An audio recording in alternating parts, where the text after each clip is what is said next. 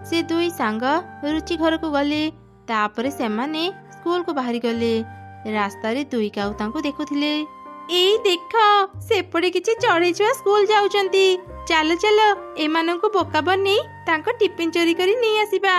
हाँ हाँ चल चल शीघ्र तांको पाखकु जिबा नहले सेमाने स्कूल पळेबे।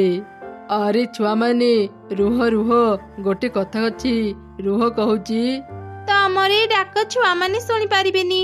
देख मु केमिति डाकुची। माँ कोनी मिनी सुन मु तमको एक मजार कथा कहबी टिके रुह मो कथा सुनी जाओ। काऊ आंटी आमको कौन मजा कथा कहबे चलो चलो तांको कथा सुनिबा। कौन मजा कथा कहबो काऊ आंटी आमे तुम मजा कथा सुनिबा पई ही अटकी गलु। आरे सुन मु छुआ को कथा रे अटकी रखुची तुमे जाओ पछपटु तांको बैग रो सबो टिफिन बॉक्स काढी लुचेई देबो। हाँ कुन्नी आज संध्या बेले पाख जंगल रे गीत प्रतियोगिता अनुष्ठित हेउची। जी भी गीत प्रतियोगिता रे जीतिबो ताको बहुत दामी पुरस्कार मिलिबो। तमे माने कोन से गीत प्रतियोगिता रे भाग नेबो? हाँ हाँ काऊ आंटी आमे से गीत प्रतियोगिता रे भाग नेबो। आमे आज संध्या रे तुम घर को जीवो तुमे हमको से प्रतियोगिता को नै जीवो। तेबे ठीक अछि पिला माने आमे आज संध्या रे पाख जंगल को जीबा। हेले ता पूर्वरु मते एक गीत गाई के सुनाओ मु भी तो देखे तमे माने केमिति गीत गाउछ। काऊ आंटी मु बहुत भलो गीत गाई पारे ए सुनो। तापरे से तीन छुआ गीत गाई काऊ को सुनिले। सेही सुजोग रे काऊ तांकर टिफिन सब चोरी करी नै गला। बाबा तमे माने तो बढ़िया गीत गाउछ। हौ पिला माने तमे माने बे स्कूल को जाओ आमे जेते बेले सेठा को जीबा सेठी स्टेज रे गीत गाइबो। तापरे सब छुआ स्कूल को चली गले। दुई काऊ पेट पूरा खाइबा खाइले। देखिला मो बुद्धि पाई आमे केमिति पेट पूरा खाइबा खाई परिले। एमिति जदि प्रतिदिन आमे छोट छोट स्कूल छुआ को बोका बनी तांको टिफिन खाई पारंते ना हमको परिश्रम करी खाइबा खोजिबा को पड़ंतानी। हाँ तू ठीक कहिचु। एबे प्रत्येक दिन आमे रास्ता रे जगिथिबा छुआ माने जेतेबेले स्कूल को जाउथिबे तांको बोका बनी तांको टिफिन चोरी करी नेबा। ओनी मो बैग रे टिफिन बॉक्स नाही। माँ बोधे टिफिन बॉक्स एबा को भूली जाइथिबे। आज मु कोन खाइबी? तू चिंता करनी मो माँ टिफिन बॉक्स देइचंती। रह मु एबे बाहर करूची आमे दुई जण मिसी खाइबा। ए कोन मो बैग रे तो टिफिन बॉक्स नाही लागुची मो माँ भी मते आज टिफिन बॉक्स देई नांती। अरे सांग माने जानिचो मो टिफिन बॉक्स चोरी हे जाईची।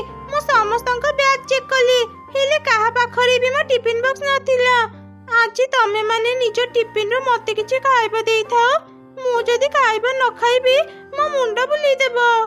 अरे तो टिफिन बॉक्स चोरी हे नथिबो तू आज घर टिफिन बॉक्स आनी नथिबो।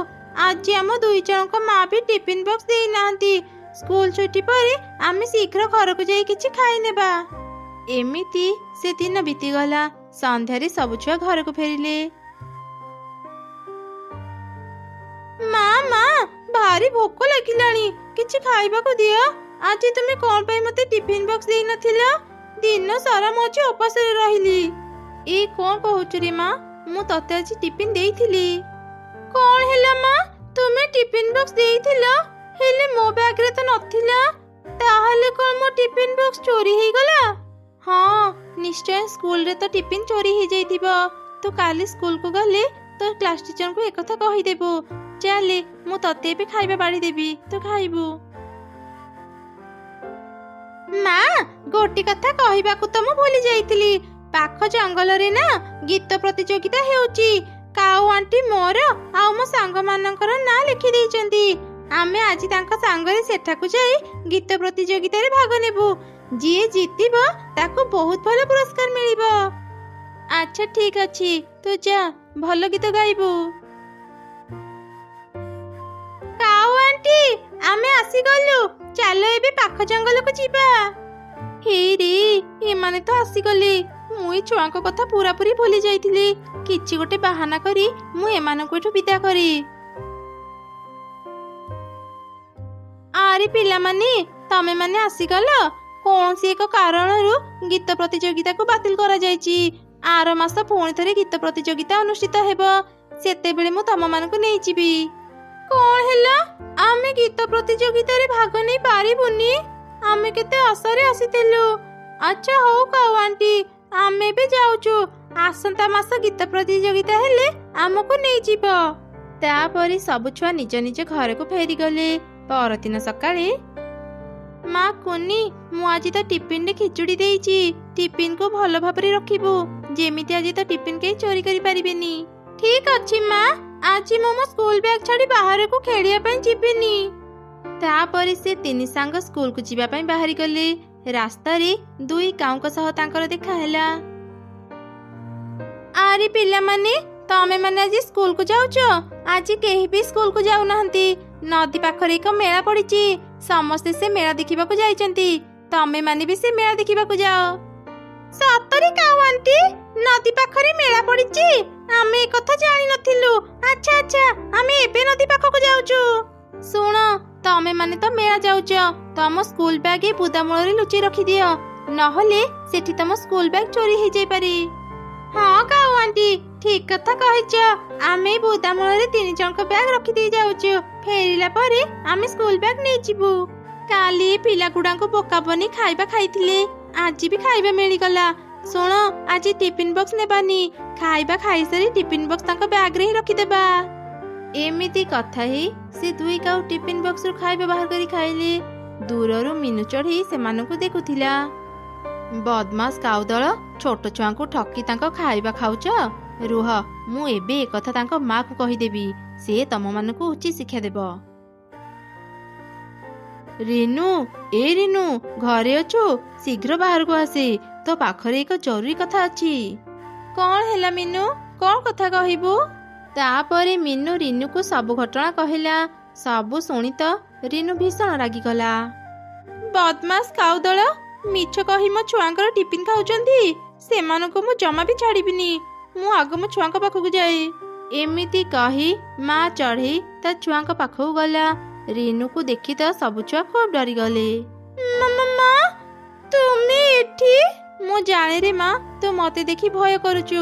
ଡରନି, ମୁଁ ତତେ ଜମା ବି ମାରିବିନି। କାଉ ମାନଙ୍କ ପାଖରୁ ସାବଧାନ କରିବା ପାଇଁ ମୁଁ ତମ ମାନଙ୍କ ପାଖକୁ ଆସିଛି। ମାନେ କଣ କହୁଛ ମାଉସୀ? ଆମେ ତ କିଛି ବି ବୁଝିପାରୁନୁ। ତାପରେ ରିନୁ କାଉ ମାନଙ୍କର ସବୁ ମିଛ କଥା ଛୁଆ ମାନଙ୍କୁ କହିଲା। ଓ, ଏଇଥିପାଇଁ ତାହେଲେ ଆମେ ନଦୀ ପାଖରେ ଯେତେ ଖୋଜିଲେ ବି ମେଳା ପାଉନୁ। ସେ ଦୁଇ କାଉଙ୍କ ପାଇଁ ଆମେ ସବୁବେଳେ ଉପାସରେ ରହୁଛୁ। ମା, ସେ ଦୁଇ କାଉଙ୍କୁ ଉଚିତ ଶିକ୍ଷା ଦିଅ। ହଁ, ମୁଁ କାଲି ହିଁ ସେମାନଙ୍କୁ ଉଚିତ ଶାସ୍ତି ଦେବି। ଏବେ ତମେ ମାନେ ଆଗ ସ୍କୁଲକୁ ଯାଅ, ନହେଲେ ତମେ ମାନେ ପାଠ ପଢାରେ ପଛେଇ ଯିବ। ସେ ତିନି ଛୁଆ ନିଜ ନିଜ ସ୍କୁଲ ବ୍ୟାଗ ନେଇ ସ୍କୁଲକୁ ଚାଲିଗଲେ। ଏମିତି ସେ ଦିନ ବିତିଗଲା। ପରଦିନ ସକାଳେ ଆଜି ସେ ଦୁଷ୍ଟ କାଉ ମାନେ ଉଚିତ ଶିକ୍ଷା ପାଇବେ। କୁନି, ମୁଁ ତତେ ଯେମିତି କହିଛି ତୁ ସେମିତି କରିବୁ। କାଉ ଆଣ୍ଟି, ଆମେ ଆଜି ନଦୀକୁ ଗାଧେଇବା ପାଇଁ ଯିବୁ। ତୁମେ ଏକଥା କାହାକୁ କହିବନି। ହଁ ହଁ, ମୁଁ କାହାକୁ ବି କହିବିନି। ତମେ ଦୁଇ ଛୁଆ ଏଠି ନିଜ ସ୍କୁଲ ବ୍ୟାଗ ଲୁଚେଇ ଦେଇ ଚାଲିଯାଅ। ହଁ, ମୁଁ ଆଜି ଏମିତି ଲୁଚେଇବି ଯେ କେହି ଖୋଜିଲେ ପାଇବେନି। କାଲି ନା କିଏ ଜଣେ ଆମ ଟିଫିନ ଚୋରି କରି ଖାଇ ଦେଇଥିଲା। ଏ ଜଙ୍ଗଲକୁ ଅନେକ ଅଚିହ୍ନା ଚଢ଼େଇ ଆସନ୍ତି। ସେମାନେ ହିଁ ତମମାନଙ୍କ ଟିଫିନ ଖାଇଥିବେ। ଆରେ, ମୁଁ ତ ଭାବୁଥିଲି ଛୁଆମାନେ ଆମକୁ ସନ୍ଦେହ କରିବେ, ହେଲେ ଏମାନେ ତ କିଛି ବି ବୁଝିପାରିଲେନି। ଚାଲ ଆଜି ବି ତାଙ୍କ ଟିଫିନ ଖାଇଦେବା। ପରେ ଯଦି ସେମାନେ ପଚାରିବେ, ଆମେ କହିବା ଏଠି ଗୋଟେ ଅଚିହ୍ନା ଚଢ଼େଇକୁ ତୁମ ବ୍ୟାଗ ପାଖରେ ଦେଖିଥିଲୁ। ସେ ହିଁ ତମମାନଙ୍କ ଟିଫିନ ଖାଇଥିବ। ଏମିତି କଥା ହେଇ ଦୁଇ କାଉ ଟିଫିନ ଖାଇଲେ। ହଠାତ୍ ତାଙ୍କ ପେଟ ଫୁଲିବା ଆରମ୍ଭ ହେଲା। କାରଣ ମା ଚଢ଼େଇ ସେ ଖାଇବାରେ ପେଟ ଫୁଲାର ଔଷଧ ମିଶେଇ ଦେଇଥିଲା। ଦୁଇ କାଉଙ୍କ ପେଟ ଫୁଲିବା ଯୋଗୁଁ ସେମାନେ ଆଉ କୁଆଡେ ବି ଯାଇପାରିଲେନି। ସେଇଠି ପଡି ରହିଲେ। ଏ କଣ, ଆମ ପେଟ ଏମିତି ଫୁଲିଗଲା କେମିତି? ଏ ଖାଇବାରେ କଣ ମିଶା ଯାଇଥିଲା? ବଞ୍ଚାଅ, ଆମକୁ କେହି ବଞ୍ଚାଅ, ଆମେ ଉଡି ପାରୁନୁ।